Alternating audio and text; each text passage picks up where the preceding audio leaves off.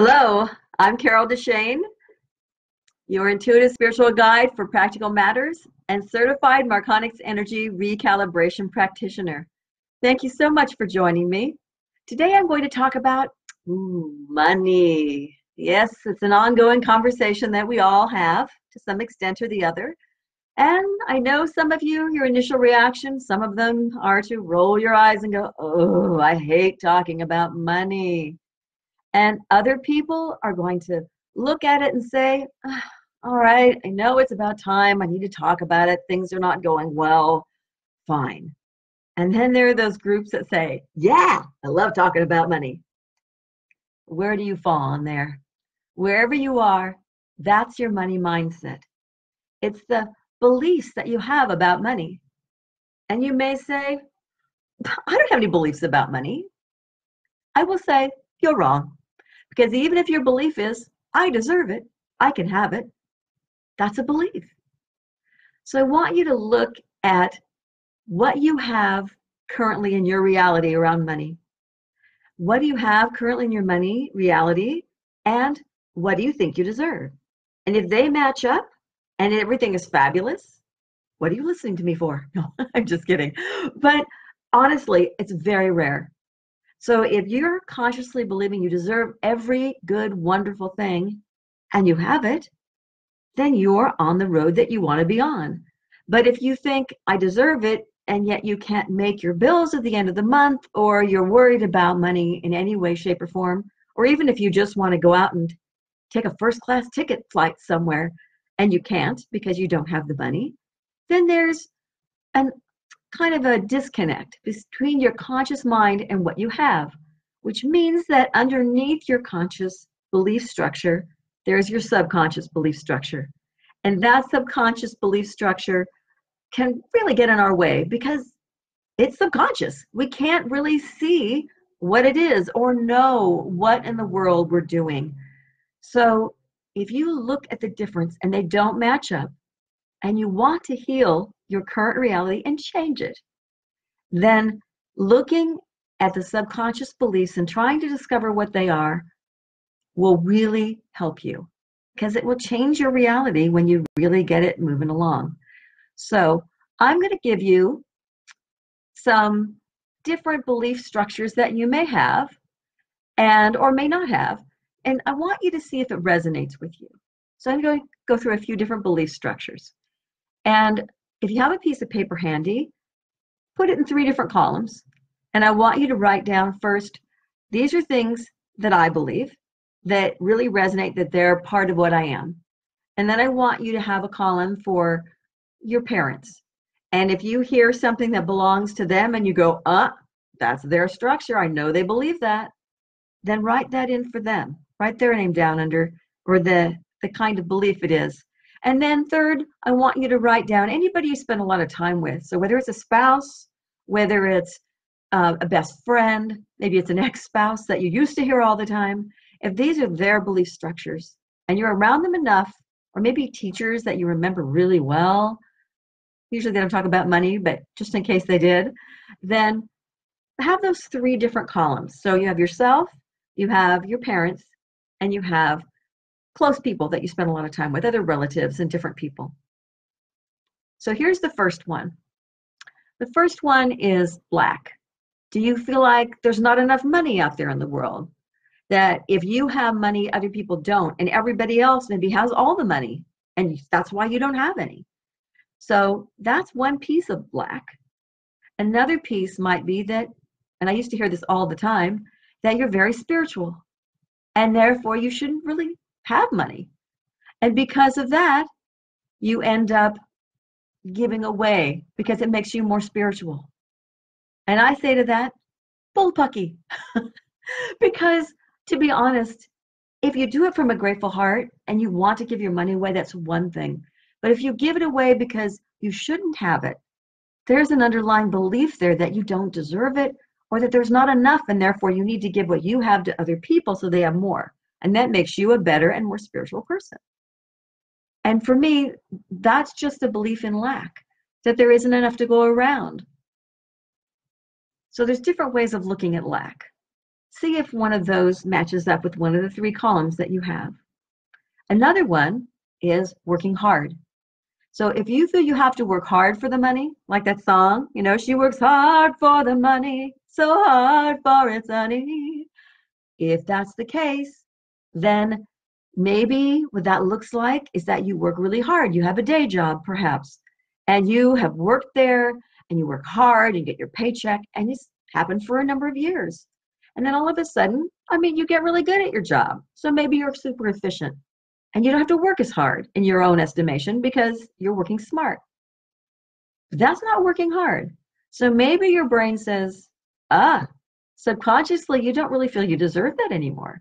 So maybe you end up with a cut in pay or a cut in hours so you don't get as much money. So that's a second one. What about if you feel you don't deserve to have the money? A lot of times you might get it, but then it just goes away again. And that could be just, I don't feel I deserve to have money. Or maybe it's you're not smart enough, so you can't have the higher paying jobs. You didn't go to school and get educated enough. So if that's the case, then maybe you block your money in that way. And it could be not pretty enough, not smart enough, not enough in some way. And then there's one of my favorites, which is not favorites as in I love it, but favorites as it used to be totally true for me. And that one is I don't know how. And it's not really, well, I guess it's a belief structure. It's sort of an excuse. I don't know how. I don't know how to do this kind of work. Somebody show me. That was always my thing. If I don't know how, please somebody show me. Well, I realized not all that long ago that I can't use that excuse anymore because honestly, we have Sir YouTube and Mr. Google or Mrs. Google because you can't say that anymore. Everything is at your fingertips. You can ask how to do anything. And if it's super complicated, maybe you hire somebody. But to be honest, you can learn pretty much anything that way. And so, if that's the case, then what about not knowing, like if your utility breaks down, what happens if your refrigerator dies? It's on YouTube. Everything is on YouTube. And I had a girlfriend whose husband was the fixer of the family and he was away. He was out of state working. And so she went ahead and I can't remember which utility broke down. I think it might have been her appliance. I think it was her refrigerator. Could have been her washer or something. But she looked it up on YouTube and she fixed it herself. And that showed me that no matter what I may believe, I can't use that excuse anymore. That belief that I don't know how isn't really valid in these days. So are there any of these beliefs that I mentioned that fit into any of these categories? And there's going to be a whole lot more out there, but these are just some that I've come up with. So does lack fit in a category? Working hard? Deserving? Not being smart enough or being enough in any particular way? Or maybe you also had the I don't know how excuse that I had. So whatever those are, if you're ready to change them, you can do it. But you have to be ready because if your reality currently is not what you want it to be, there's definitely something happening with your belief structure that's holding you back. So while subconscious beliefs can be great and really helpful, sometimes they're just not something we need anymore in our life because they're like old programming that when you discover you're still running a DOS program, and these days you go, whoa, hit delete, that's taking up way too much space. So delete those programs. And that's what you're going to find with these belief structures. So if you've looked at any of these on these columns, if you've written anything down, look at your parents' beliefs. Do any of those reflect your current reality? Because if you look at those and you go, oh, I have problems because I think I have to work hard. They think they have to work hard for their money. Maybe that's what I believe because look at what my reality is. Look at where I'm at. So maybe my parents' reality and their belief is affecting me. Even if they're long gone, you might still have that old programming running you need to fix. And just delete out. Not even fix, just delete it out of your life. And, you might also have those other friends and other people you spend a lot of time with. Those may also be affecting you. Not usually as much, but they might also be affecting you. So to change that old programming and your old money mindsets, here's some things that you can do. First, besides looking at the list that you've already made, listen to yourself. When somebody asks you to do something, or you want to go do something that's money, that's more money than you're used to spending, and it makes you go, ooh, what's your first thought? Because that's usually your truth. The first initial reaction is like, oh, I can't afford it. Why? Not just because I don't have money in the bank. There's more behind that. So whenever something shows up in your mind and you go, oh, and there's an excuse that instantly hits your mind, and not always what you tell other people, because that's sort of what you want to be accepted for. It's not that picture, it's more what's actually there. Take that little maybe knitting, thread, and unravel it until you find out what's holding it all the way back to the beginning, so that you can say, oh, that's what the cause is. That's what that belief structure is that I didn't realize was there. So besides your own excuses and your own reasons that you have for your own money issues, what happens if you listen to your parents? If they're still living, listen to them, pay attention, because they'll come up with their own reasons why their money is a problem, if it is, or at least their own values relating to money. You'll hear it. You can see if it reflects into what you believe. And if they're gone, as mine are, then you have to think back, because I remember that both my parents, one being a farmer and the other one being German, they both believed you had to work hard for your money. That was their belief structure. And unfortunately, or maybe fortunately to a certain extent at first, I believed it because that's what I did. I worked hard for my money, all from my job. It's exactly the way it came through, until I shifted my belief structure, because I realized, hey, that's not me, that's them. Delete the old programming, not me. And then the other things are, of course, you can listen to your spouse, your ex-spouse, the people you're closest to. Like with my sister, I listen to her and see what she believes, to see if, did I adopt that belief structure? Is that something that's kind of reflecting my reality, or is that, no, it's fine. It's not me. But sometimes it is me. It's something I didn't realize. It's one of those underlying subconscious beliefs that I didn't really recognize. So in closing, I want you to think about this. How kind of a friend do you want money to be?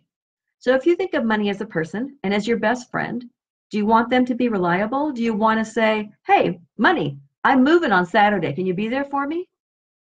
You want the kind of friend that says, of course I'll be there for you. I'll be there. Do you need help packing? I can be there Friday too. We'll have a drink. We'll go ahead and pack up your stuff. I'll be there for you. And Saturday, sure, what time do you want me? Oh, I'll come a little early. I'll help you get the moving truck. I'll be there till we close. I'll help you bring the moving truck back. I can come the next day and help you unpack. I mean, what a great friend is that? So maybe that's the kind of friend you want money to be. If you have an issue and you say, oh, my car needs $1,000 repair. Ouch. And you say, hey, money, could you come by? I need you. Maybe it'll come by in abundance. It'll say, of course, here's 2,000. Here's extra just for some fun, for shits and giggles. Here's an extra 1,000. Because that's the kind of reality that you have with money. It's always in abundance. That's the kind of friend you want in money. Or maybe you're used to having the kind of friend in money where you call it up and say, hey, money, I'm moving on Saturday. Can you come by? And money goes, oh, I'm busy. I can't really come by. I'm so sorry, but I can't be there for you. Or maybe it says, oh, sure, I'll come by. What time do you need me? Oh, 9. Oh, I can't really get there till about 10:30. Okay, great. And then it shows up 11 maybe, stays for a short time, leaves early, doesn't really do a whole lot but stand around and talk to you while you're all trying to work, which would mean that you say, hey, money, I have this $1,000 car repair, and it says, oh, you need it by when? And it shows up a week later. Maybe it's $200 instead of the 1,000. What kind of money friend do you want? If you have all of those limiting beliefs that are holding you back, even if there's just one left, you can move it and change it as much as you like. You just have to be ready to do it and be ready to pay a little bit of attention to what you believe and how you want your life to be. So thank you for joining me. I'm Carol DeChaine. If you would like to learn more about me or download my free download, called 5 Steps to Effortless Quantum Leaps in Your Business and in Your Life, you can go to my website at www.connect2joy.com. That's connect, the number 2, joy.com. And there, besides the free download and learning more about me, you'll hear about my success and prosperity coaching and Marconics energy no-touch sessions and recalibration ascension sessions. Thank you so much. Until next time. Bye-bye.